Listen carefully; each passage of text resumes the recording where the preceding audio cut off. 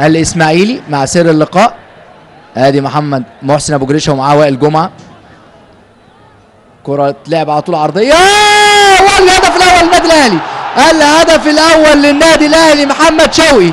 محمد شوقي يتقدم للنادي الاهلي في الدقيقه الاولى، لسه يا دوب ما كملناش الدقيقه الاولى، في يمكن في الثانيه رقم 55 من احداث الشوط الثاني يتقدم محمد شوقي للنادي الاهلي. محمد شوقي يا محمد شوقي بيجيب الهدف الثاني على التوالي في مباراتين متتاليتين للنادي الاهلي. هدف التقدم للنادي الاهلي. ادي الكره ثاني اتلعبت العرضيه وعلى طول ضربه راس من رامي عادل، وابو تريكه اللي لعب الفاول، ورامي عادل حطها ضربه راس لمحمد شوقي اللي كملها في الزاويه الشمال لمرمى الاسماعيلي، ويتقدم النادي الاهلي 1-0. يتقدم النادي الاهلي 1-0 بقى.